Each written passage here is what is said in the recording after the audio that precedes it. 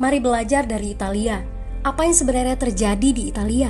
Apa yang bisa kita jadikan contoh agar tidak terjadi di Indonesia?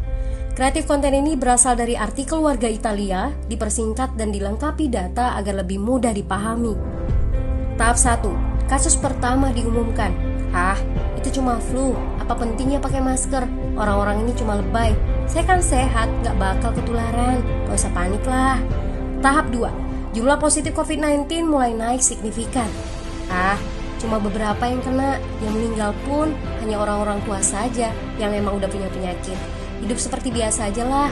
Pacaran, nongkrong bareng temen, jalan-jalan ke mall, tetep. Lanjut. Tahap ketiga.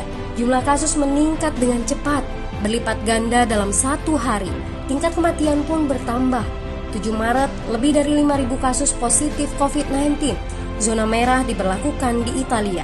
Wilayah yang dikarantina hampir 25% dari luas Italia. Sekolah dan universitas tutup, tapi tempat kerja, bar, dan restoran masih buka. Sementara itu, 75% wilayah lain masih menganggap enteng COVID-19. Anjuran mencuci tangan ada di mana-mana, tapi sekadar anjuran dan tak banyak yang melakukan. Tahap 4. Jumlah kasus meningkat pesat. Sekolah dan universitas ditutup selama sebulan. Darurat nasional pun diberlakukan. Rumah sakit menambah kapasitas, seluruh kamar dibersihkan untuk memberi ruang bagi pasien COVID-19. Tapi tak ada cukup dokter dan perawat. Ada terlalu banyak kasus pneumonia, terlalu banyak pasien perlu ICU, tapi ruangannya sudah habis, ventilator habis.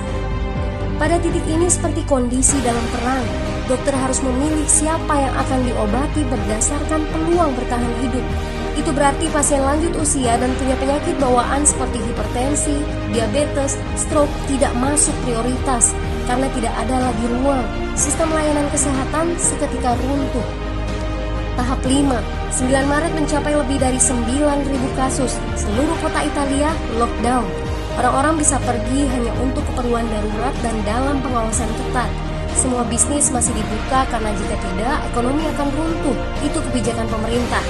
Mulai ada ketakutan, orang-orang mulai memakai masker dan sarung tangan. Tapi tetap saja, ada anak-anak yang merasa jagoan, masih ingin uji nyali. Pergi ke restoran rame-rame, hangout bareng, minum-minum dan lain sebagainya. Tahap 6. 2 hari kemudian pemerintah Italia berubah pikiran. Semua bisnis harus tutup. Bar, restoran, pusat perbelanjaan, semua jenis toko, kecuali supermarket dan apotek. Penyebabnya, karena dalam sehari yang positif bertambah lebih dari 2.000 kasus. Penduduk yang mau keluar rumah harus mendapat surat izin. Surat izin ini didapatkan dari pos pemeriksaan polisi yang disebar di berbagai lingkungan. Yang melanggar bisa kena denda 3,3 juta rupiah. Bagi pasien positif yang tidak mau mengkarantina diri, bakal dituntut dengan pasal pembunuhan, hukuman 1-12 tahun penjara. 21 Maret jumlah korban meninggal di Italia terus meningkat melampaui Cina. Sebagai gambaran, luas Italia itu kurang lebih 2 kali Pulau Jawa. Penduduknya lebih dari 60 juta jiwa. Lalu apa yang harus kita pelajari dari Italia? Yuk, mulai dari diri sendiri, mulai dari di rumah aja. Jaga kebersihan lalu isolasi diri dan keluarga. Tidak keluar rumah kecuali sangat penting. Ini saatnya memulai solidaritas. Yang mampu harus mulai membantu yang tidak mampu. Ini adalah bentuk usaha dan doa kita semua. Semoga badai corona ini segera berlalu. Mari memulai kekompakan dengan membagikan informasi ini. Di rumah aja, mari belajar dari Italia.